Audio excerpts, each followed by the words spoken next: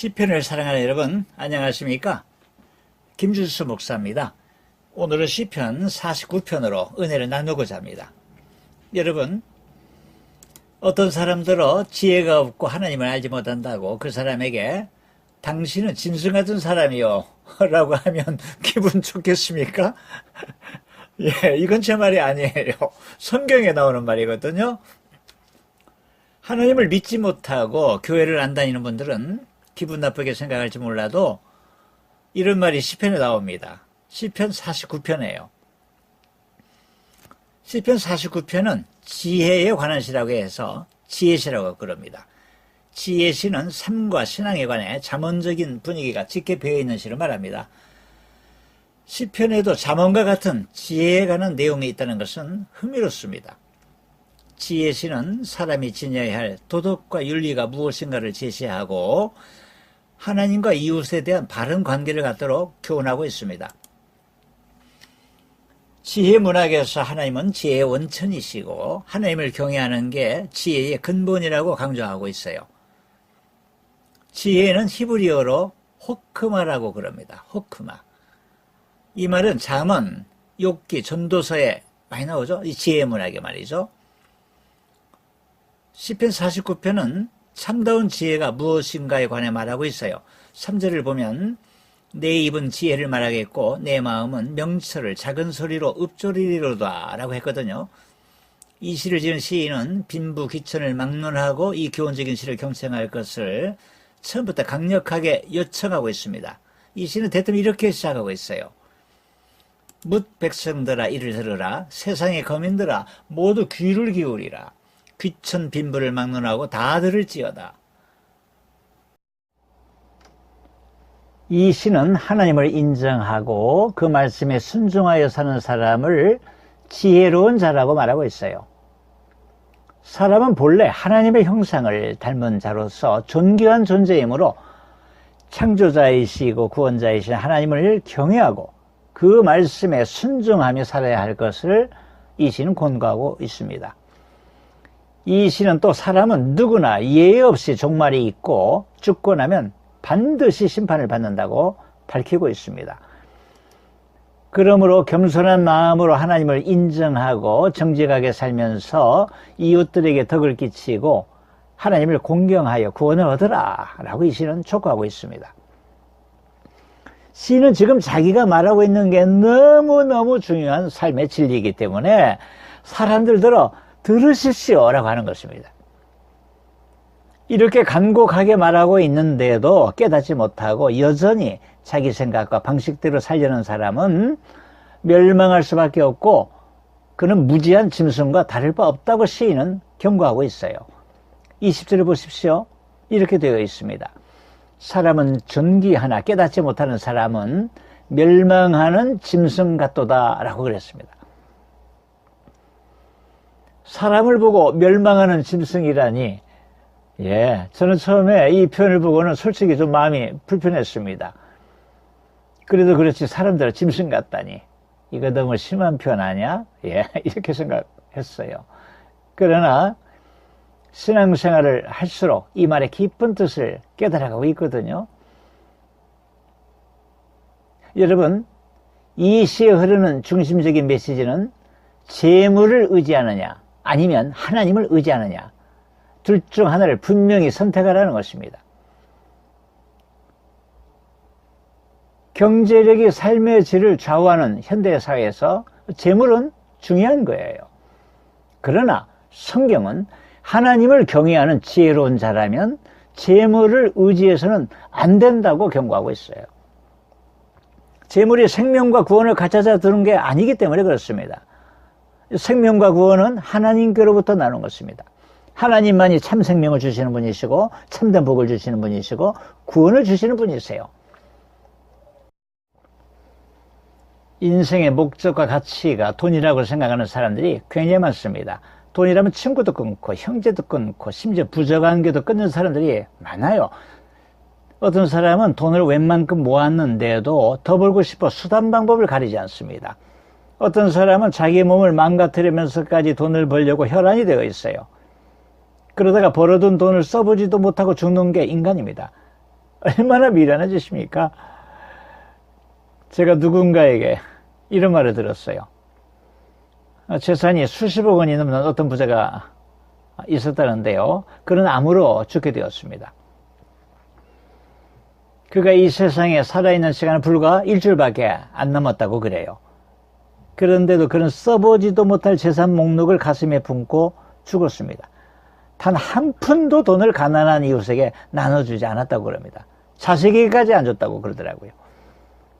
죽기 직전까지 그는 자기 재산이 얼마인지를 계산하기에 몰두하였다고 그럽니다. 세상에 이렇게 미련한 사람이 또 어디 있겠습니까? 예.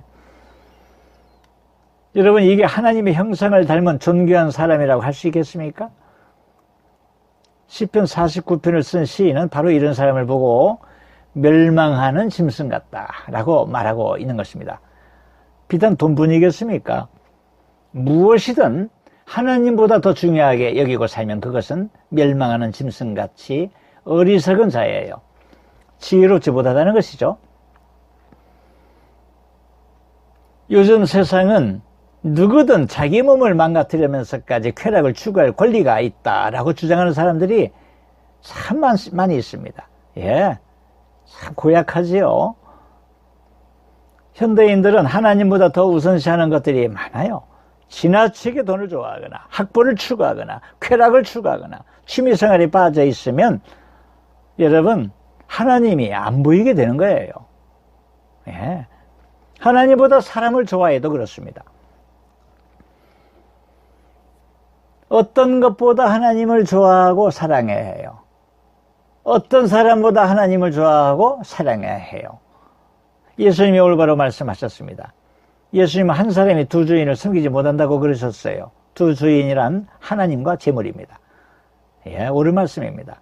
우리는 하나님도 섬기고 재물도 섬길 수 있을 것 같은 자신감이 있지만 예수님은 절대 그럴 수 없다고 못 박은 거예요.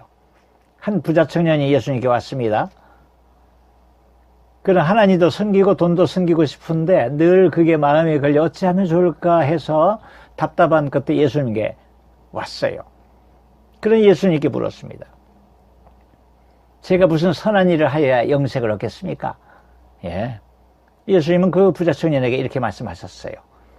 네 소유를 다 팔아 가난한 자들에게 주라. 그리하면 하늘에서 보화가 네게 있으리니 그리고 와서 나를 따르라. 예. 그 말씀을 들은 청년은 어찌 되었을까요? 여러분 너무나 잘 아시죠? 예. 그런 예수님의 말씀을 실천할 수 없었어요. 근심을 하고는 예수님을 떠났다고 성경은 기록하고 있습니다. 여러분, 이게 인간이에요. 우리는 재물에 너무나 약합니다. 재물로 인해 실족하는 크리스찬이 의외로 많습니다. 안타깝게도 재물에 현혹되어서 실족하는 목회자도 있습니다. 일평생 성실하게 목회에 전념하다가 은퇴를 앞두고 그만 재물 때문에 눈살을 찌푸리게 하는 목사들도 더러 있다고 제가 들었어요. 우리 예수님은 제자들에게 여러 번 이런 말씀을 하셨습니다. 먼저 된 자가 나중되고 나중된 자가 먼저 된다 라고 말이죠. 여러분, 이게 무슨 말일까요? 천국에서는 역전 현상이 생긴다는 거예요. 예, 뒤집어진다는 것입니다. 이 땅에서 돈이 많고 지위가 높고 막강한 권력을 휘두르며 떵떵거리고 산 사람이 천국에 가서도 돈이 많고 지위가 높고 막강한 권력을 휘두르며 떵떵거리고 살지 않는다는 거예요. 예. 그게 먼저 된 자가 나중되고 나중된 자가 먼저 된다라는 예수님의 천철살인의 가르침입니다. 요즘 교회가 세속화되어서 교회 안에 계급 구조가 만연되어 있어요. 세상에 있는 계급 구조, 하이어라키라고 그러죠. 하이어라키. 예. 세상에 있는 계급 구조가 교회 안에도 있어서 참 걱정스럽습니다. 오늘날 교회는 장로가 집사보다 높고 장로보다 목사가 높은 것처럼 계급화되어 있어요. 여러분, 성경 어디에 이러한 가르침이 있습니까?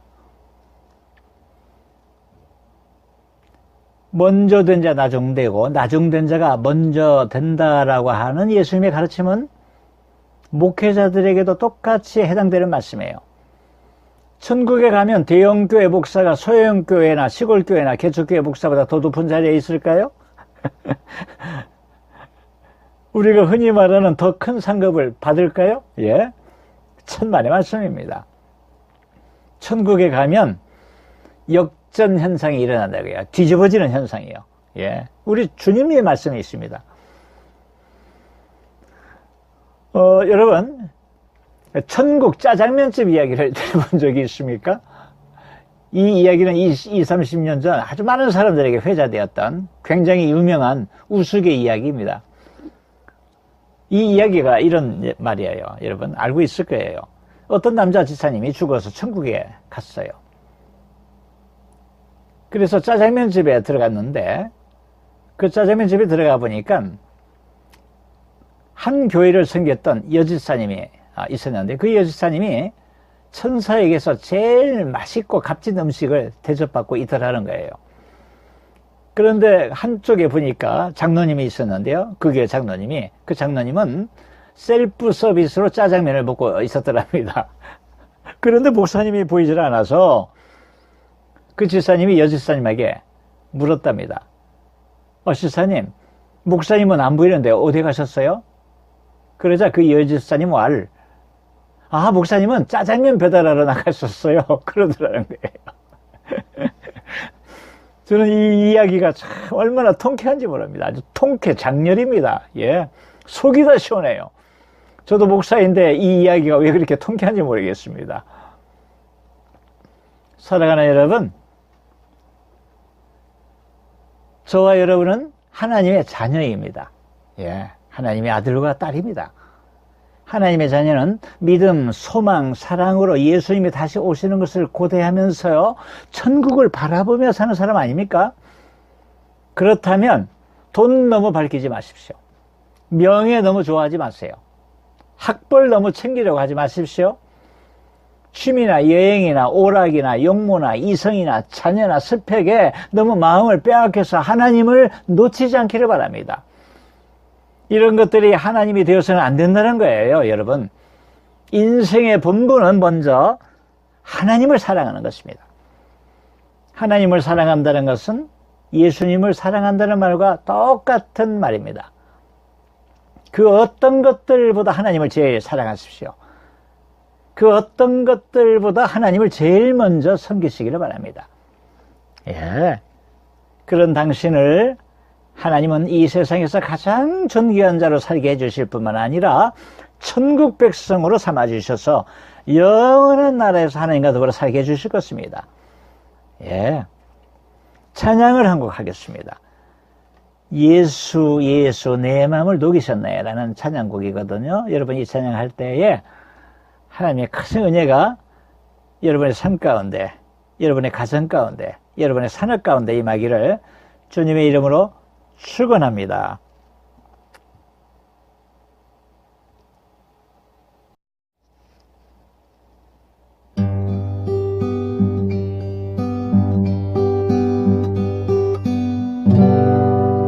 예수 예수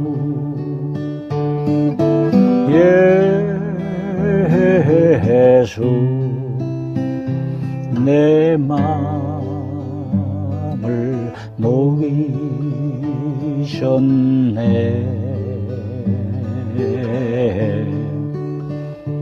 예수 예수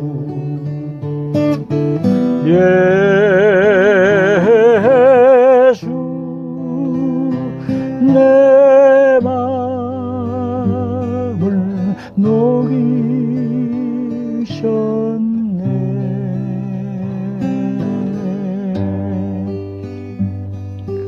예수 예수 예수 내 맘을 녹이셨네.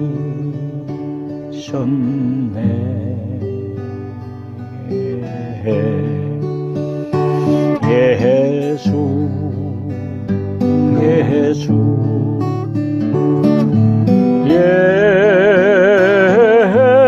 예수